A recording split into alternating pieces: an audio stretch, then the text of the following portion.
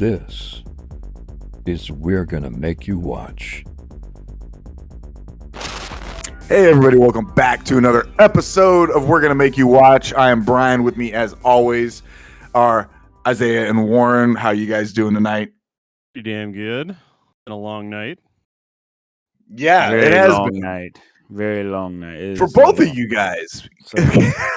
Yeah. And Isaiah had massive technical issues, and Warren had to watch this movie that I don't think he cares about, and I don't blame him in many regards. So it's been a little bit. Isaiah, what have you been up to the past couple of weeks, buddy?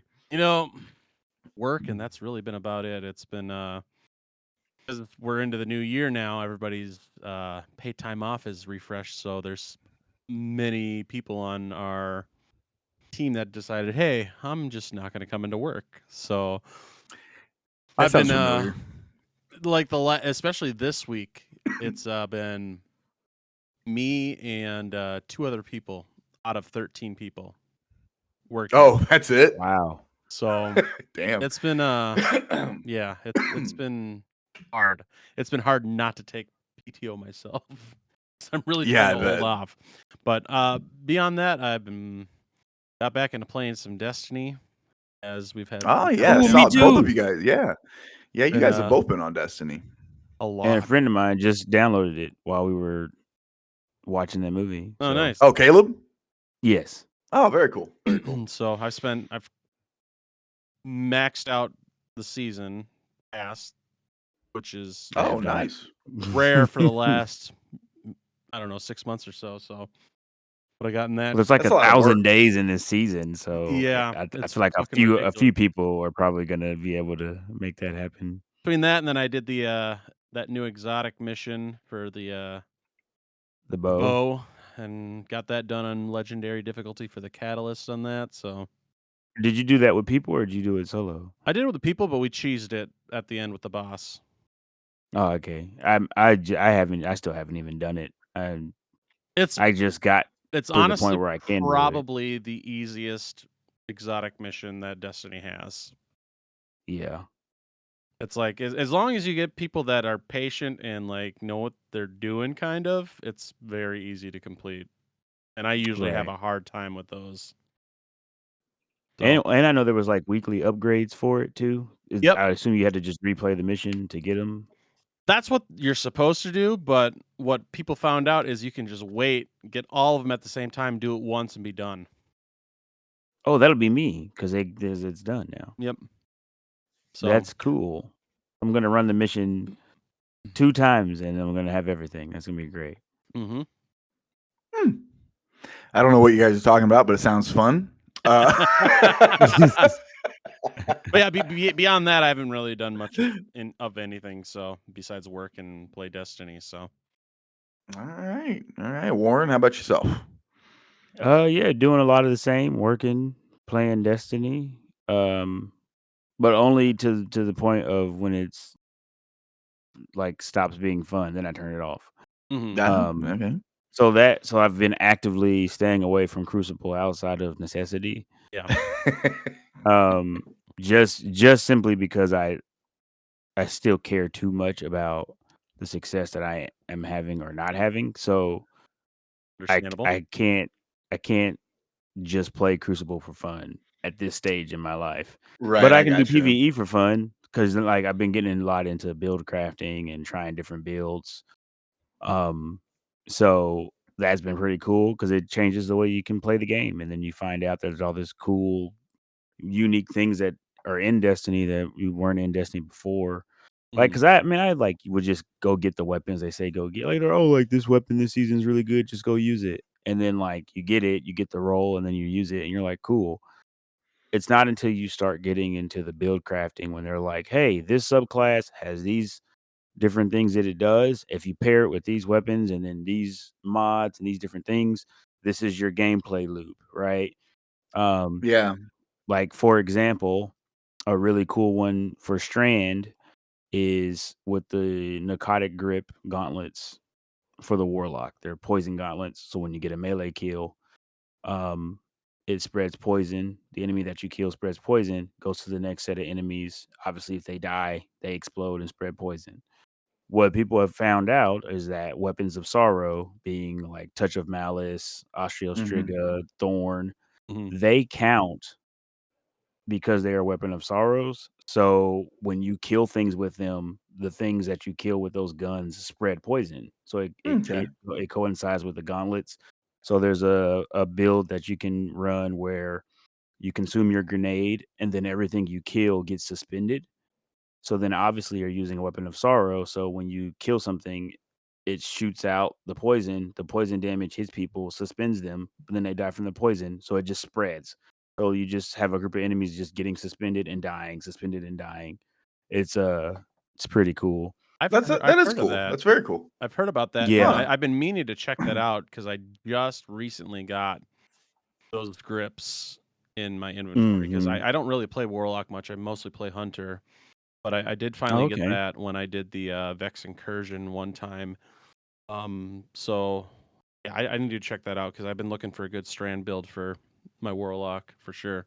Yeah. Yeah. Like I say, it's pretty cool. That I've been running some solar builds, especially with this season Oh, because for of sure. the artifact mods. That kind of starts to dictate how you play each season. But yeah, I've been doing a lot of that. Obviously watching football, Yeah, we have. heart attacks left and right, Yeah, you have. and so, proud of my boys. They made it back to the AC championship game. Yes. Proud of your boys. Proud of my boys. Proud of your boys too. We're gonna be testing our relationship here in a week. This is not the first time. It's No, not the this first is time. the first time I am throwing myself fully into enemy territory because Yeah. and I'm very gracious. Your mom is who I love, which I love your mom. And had basically thrown an invite my way to come watch the game with you and your family at her Yes. house, and I'm absolutely accepting that.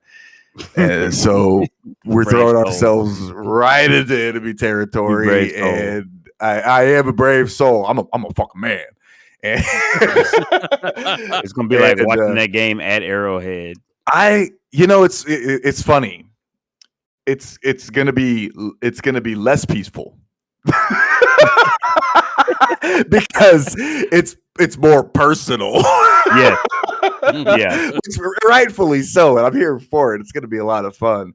But yeah, my Ravens are happily hosting the Chiefs for the AFC Championship, and Warren's mother is happily hosting me for the AFC Championship. We need to figure out what we're doing food wise, if I need to bring anything and all that stuff, because I'm not coming there empty handed. I am coming there with some sort of I don't know if it's a bottle of wine or what. We'll figure it out. Yeah, we'll figure it out because my And, aunties like to drink wine. So yeah. that might be what you need to win them over. There you go. We'll do that then. But yeah, I can't wait. I'm very excited. Of course, obviously, I always love watching Ravens Chiefs games with you, and because we always have such a great time. Because I mean, we know how to respect each other's fandom boundaries. Yeah. We keep it respectful. We still talk shit to each other, but absolutely, because we know where the line is. Where it's we like, know the line is, and we only dabble a toe across it. Yeah. You just kind of just drag it across like that. Yeah, just everyone, just because you got to make sure, Well, because it's always usually based on how the game's going. Like True. if it's close, oh yeah, I'm hopscotching that line. I'm back and forth, back and forth. If it's not close, then I just kind of oh, good job. Guys. Okay, it's one of those things. I don't even know why they're running. I don't know why they're still passing, Brian. They should be running the ball now. I don't even know. But yeah. But if it's close, it's just like, why does Lamar have to be so good? I couldn't have drafted somebody else. Like, y'all couldn't have drafted Kyle Bowler 2.0. Yeah, Jesus Christ.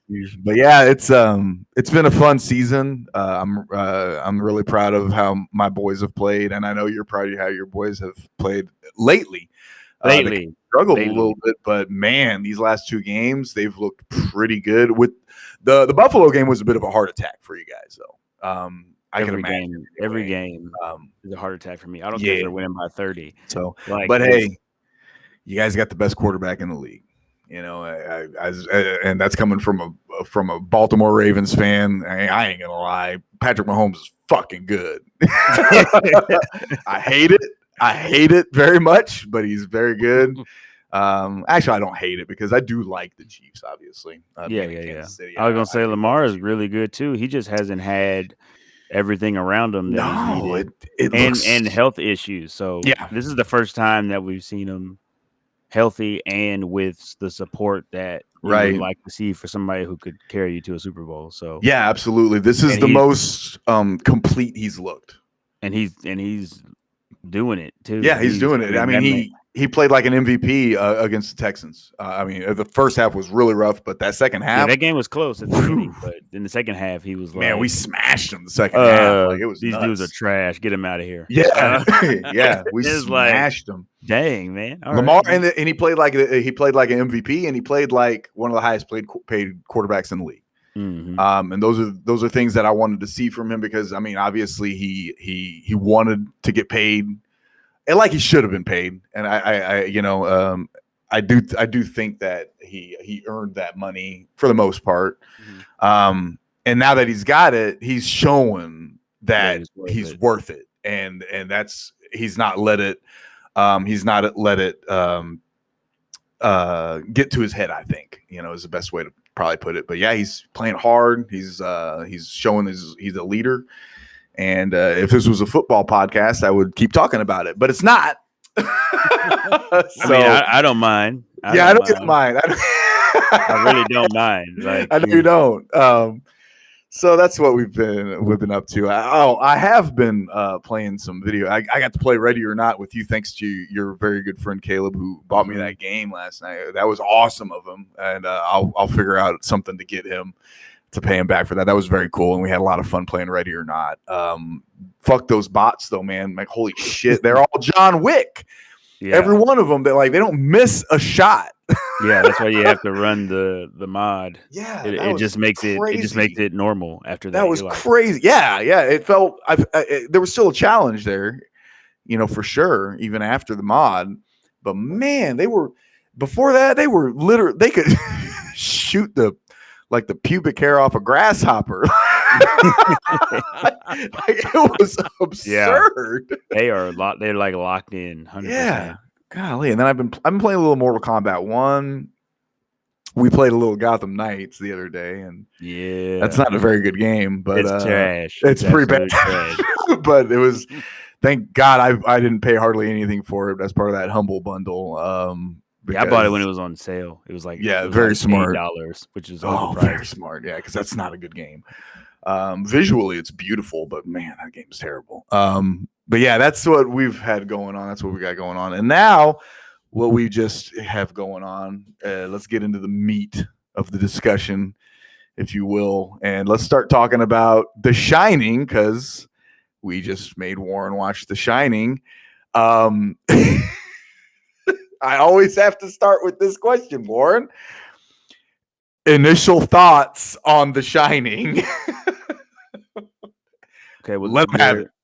There was nothing shiny about it. Number one, Jesus Christ. So okay,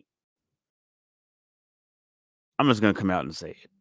Okay, I'm gonna apologize to any horror enthusiast, anybody who may feel like this is a cult classic, anybody who thinks, man, if I want to get somebody into horror films or the horror genre of any kind, whether it be suspense, thriller, psycho, whatever you want to call it, mental horror, whatever, this is not it.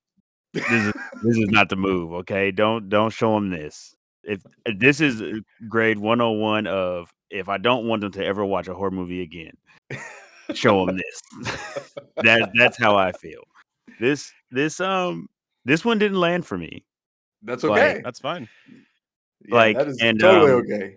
And I know I'm not like a horror person to begin with, but just the movie itself, I was like, nah, man, this is not the move. Like I like Jack Nicholson. He's a fantastic actor. I think he played the heck out of his character. Even that couldn't save this movie for me. That's very fair. And it was really hard for me to stay in this thing, man. This thing was it was a very weird film. Mhm. I definitely have questions about what direction Stephen King was going with in the book, because it just doesn't seem like that was what he was doing. we're definitely going to talk about that. Um, Yeah, we're definitely going to talk about that. so it was way too slow for me. Yeah. Okay.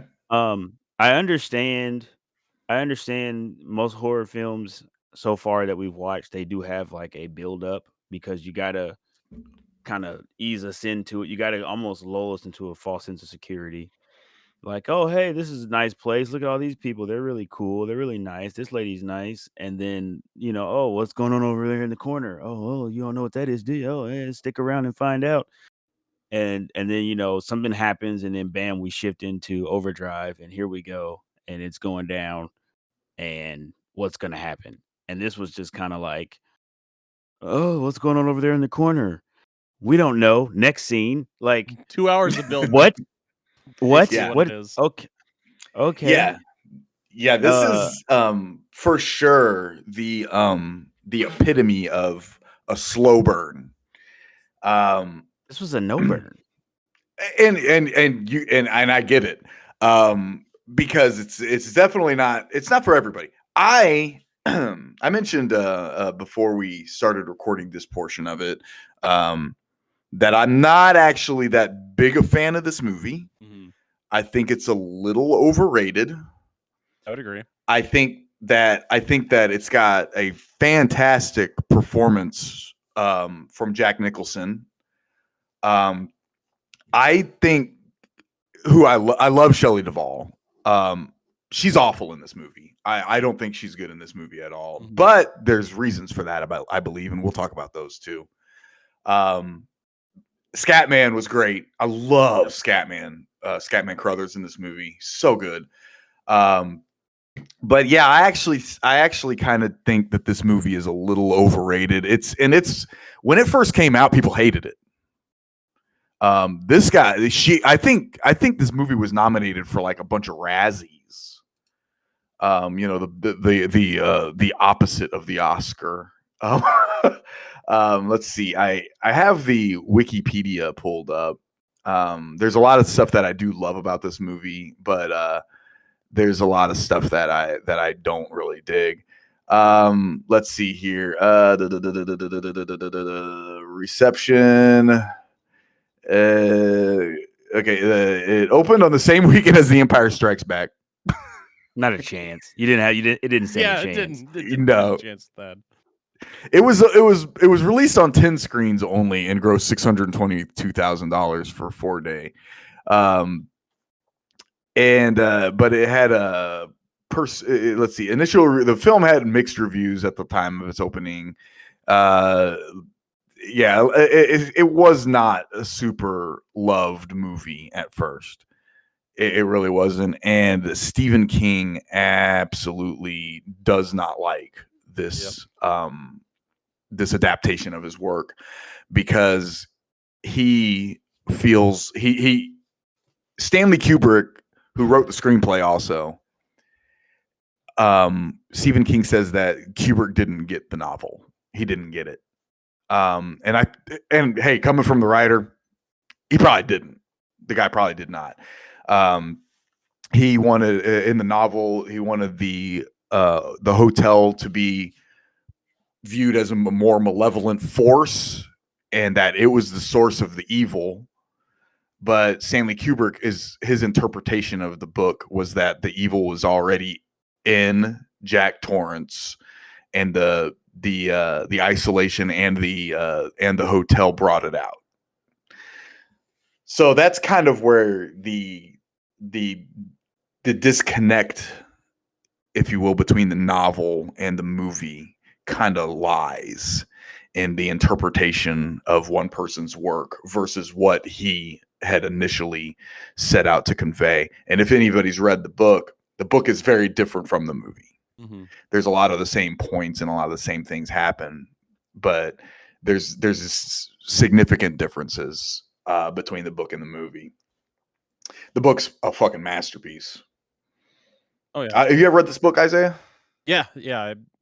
I read a lot of King when I was in like junior high and high school. So Shining was Same. definitely I did. one of the ones between that, it, and Tommyknockers were kind of the ones I kept rereading quite a bit. Gotcha. Yeah. I think I've read one Stephen King book. Was it The Green Mile? No, it was Oh. I can't remember the name of it, but it was about a girl who got lost at like a riverside or something like The that. Girl Who Loved Tom Gordon? Yeah, that. Yeah, That that's a was good the only one. Stephen Yeah. King book I've ever read. Okay. Yeah, that's a good book. Yeah. Yeah, that's so there is definitely a disconnect. Isaiah, what are your thoughts on this movie exactly? So I would have to agree. I do believe it is kind of an overrated movie. Not saying that I don't enjoy it, but like we were Right. talking about when we were watching the movie, it's not one I go back to a lot to watch. Like, I think probably the last time I watched this was maybe 3 or 4 years ago, and Oh, it's been even longer for me. Yeah. it's But yeah, that's a long time. yeah, because number one, it's just so long, and Mhm. honestly, if he was trying to capture a lot of stuff in the book, I could see where it could be a long movie, but because it's so different from the book, I don't really feel like this needed to be that long. There's a lot in this I movie agree. you could have cut out and Oh yeah. made a better flowing film. Not to say that it doesn't flow in certain areas, but you know, like we were talking about when we were watching the movie, some of it just kind of droned on with a lot of the dialogue and stuff. Yeah. And it just Man, felt like, I- come on, let's get to the end here and let's get on, with the movie.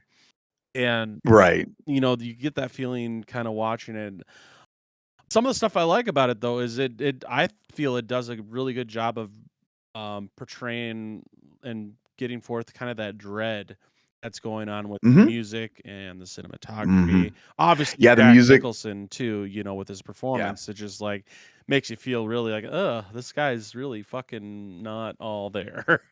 Yeah, he's a piece of shit, and he's fantastic at it. Mhm.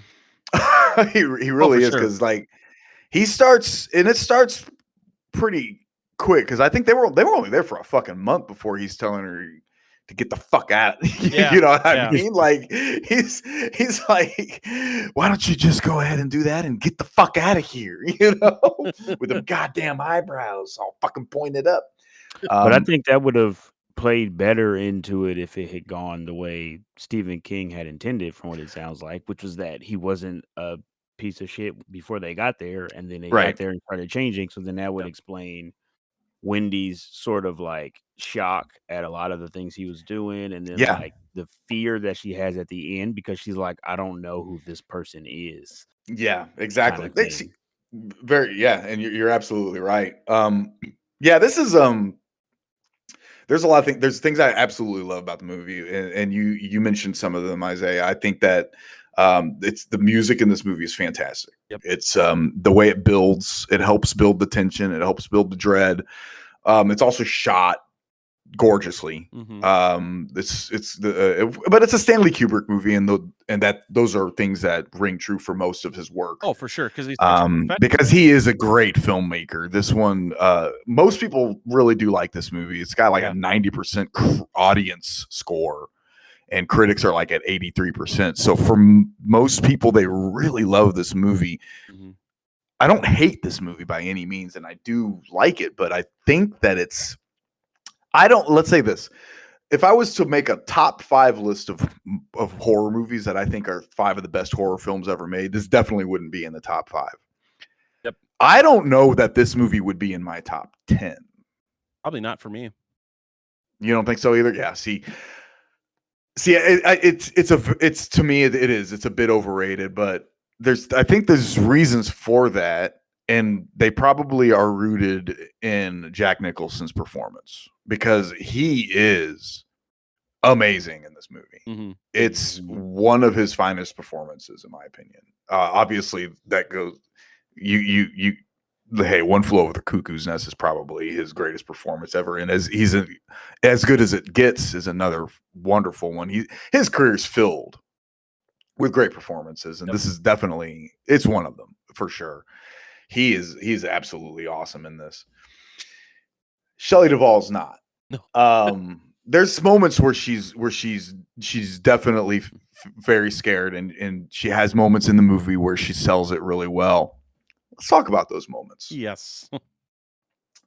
This movie,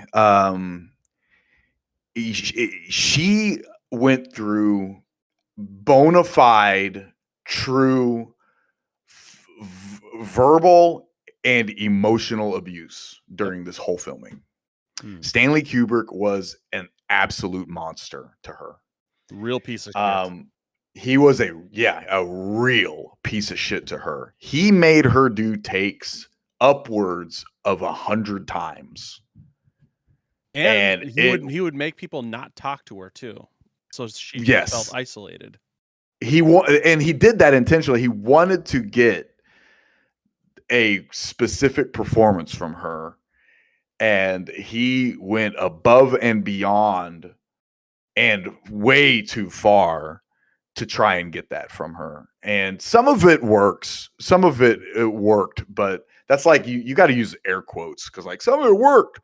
That doesn't fucking make it okay. Right. You know what I mean? Like he was absolutely awful to this poor woman, and to the point that she barely did any acting afterwards.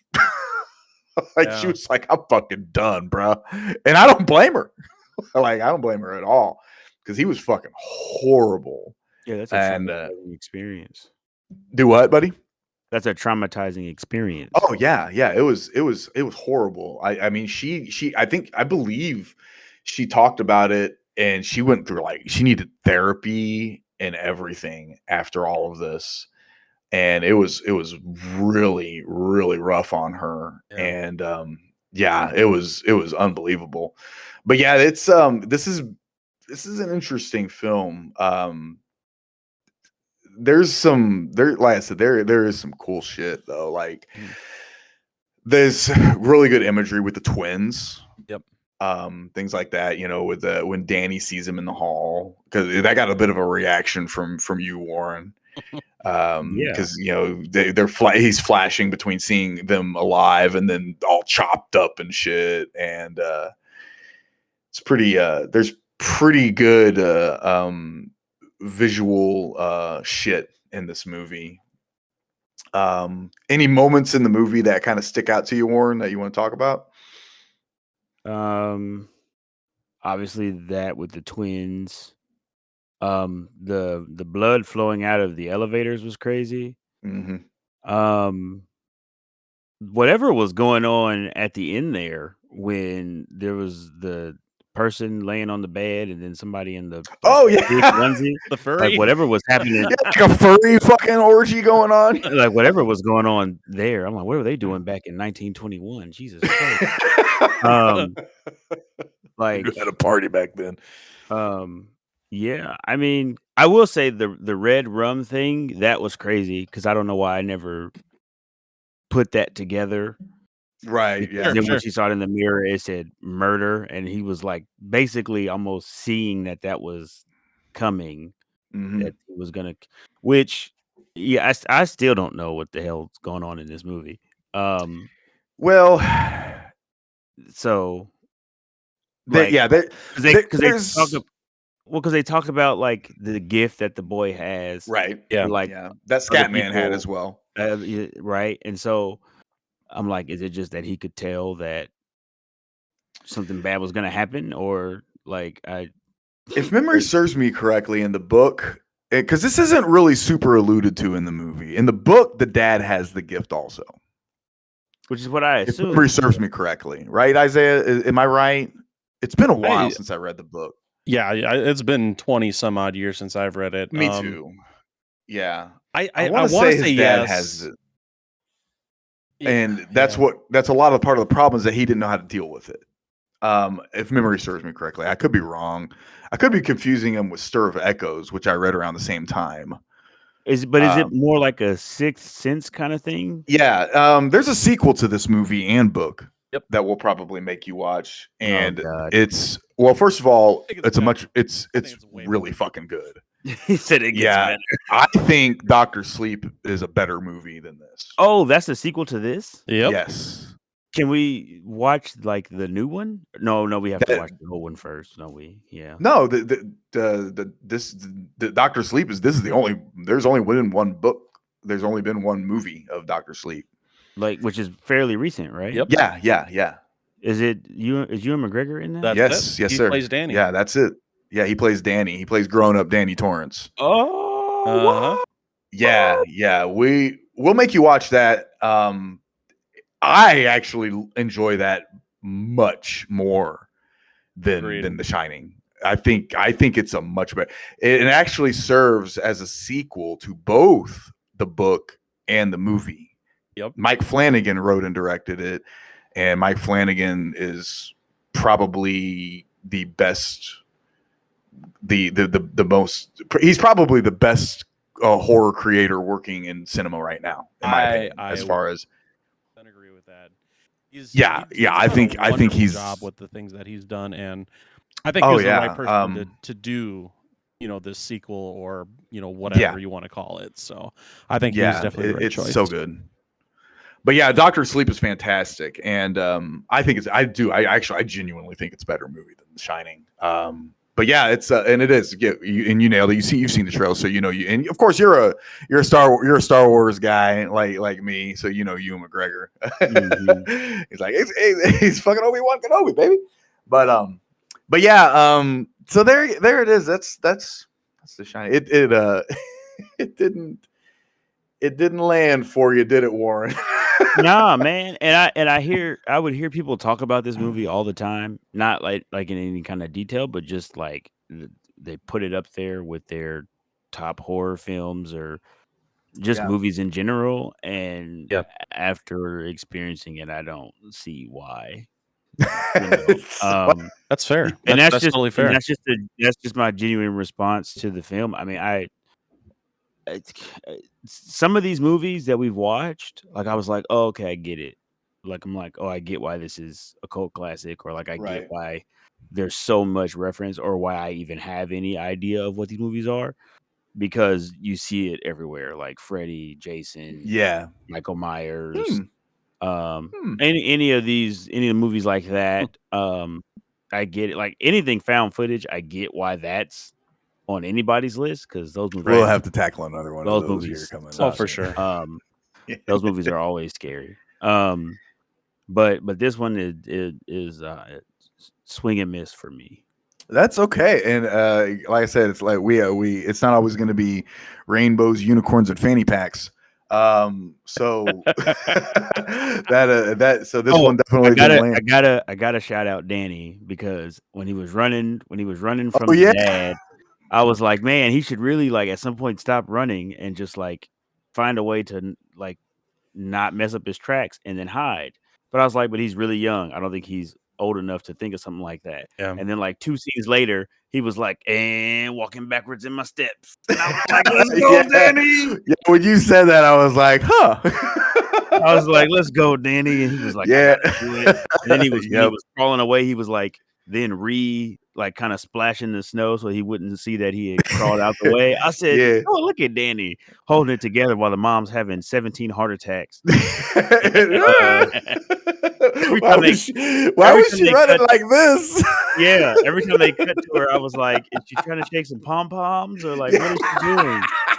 Yeah, it was so funny, man. She was not very well composed. But I was gonna say, I think she would have put on a better performance had the director treated her better.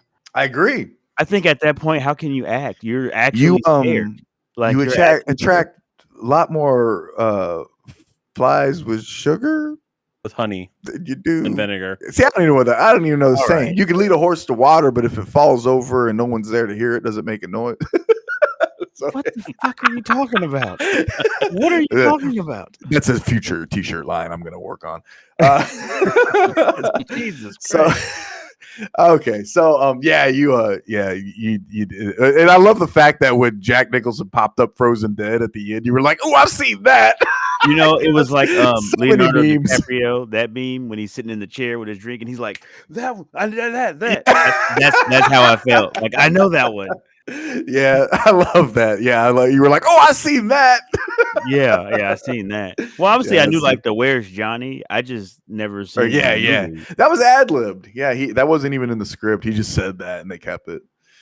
But yeah, okay. So yeah, there we go. That's The Shining, guys. That's what Warren thought of The Shining. Me and Isaiah did some talking via Discord Messenger to try to figure out exactly the next movie, and he had a lot of really, really good suggestions that we're gonna do after this suggestion, because by the time these drop, it's gonna be getting close to like springtime. Yep. And it's going to be the perfect time to hopefully. start transitioning out of these, winter movies and Yeah, start focusing on some stuff that's more in the warmer weather. So that yeah, brings absolutely. a perfect opportunity to kind of continue on from one that we've already shown you and Yes, show you the next one in that installment. Yeah, absolutely. So with that being said, Warren, on our next episode, we're gonna make you watch Friday the 13th Part 2. Oh, okay. Have you ever seen that movie, sir? No. Okay, gotta ask every time. No, you don't. Yeah, I do. No, you don't. Well, One of these days, you you go, never know. "Yes, motherfucker, I have." The only way that I can say yes to that is if it's one of like the new Scream movies, because I Right. went and saw the new Scream movie. I haven't seen the last one that came out though, so So maybe you've I'll- seen the second newest Scream movie? Okay, that's cool. I'll remember. Mental note. Well, I You've saw never seen the original one, then? no. Oh, cool. But No, okay, so but I didn't see this last one that came out. yeah, I so you haven't seen I saw Scream. I saw the 6. yeah, You I seem to saw see Scream the 5. whichever where the Where the where it was the guy and the girl working together. Yes, that's That Scream. was the last. That was the one I saw. That could be Scream 5 or I'm just saying it was like the last one before this last one that just came out. right. Okay. So we have that as an option is all I'm trying to say. So we have Scream 6 as an option. Yes. All right. Okay. So with that being said, we are going to make you watch Friday the 13th Part 2, directed by Steve Miner. I want to say that came out in 1982. I believe so. Either 81 or 82. It's around. Gender. Yeah, well, yeah, he's looking that up. This was produced by Sean Cunningham, not directed by Sean Cunningham. Directed by Steve Miner. 81. And 1981. Oh, all right, here we go. Good deal. So yeah, it's an before I was oldie. born. Yeah. Yeah. Did you say the year before you were born? No, I said 10 years before I was 10. born. Okay. I was gonna say your math is not mathing. So but yeah, all right. So next episode, we make Warren watch Friday the 13th Part 2. We make watch in the awkward. We speak awkwardly. All right. Anything you guys want to add before we slide out of here? Remember to check out the TikTok, the YouTube for the reaction videos, and the video version of the podcast too. Do all those things. Do it. I feel we get more plays on YouTube. Yep. And I like that. I am totally okay with that. That's if you because guys everybody likes wanna- looking at y'all beautiful faces. That yeah. That's not it. But yeah. You don't know that. That Did is you ever true. ask them? Did you ask the fans? No, you didn't. Fine. Guys, why do you watch? Warren, do you got anything you want to add before we slide out of here, brother? The Shining sucks. All right, you heard it here, folks. All right, guys. Thank you all so much for the listens. Thank you all so much for checking us out. And we will catch you on the next episode.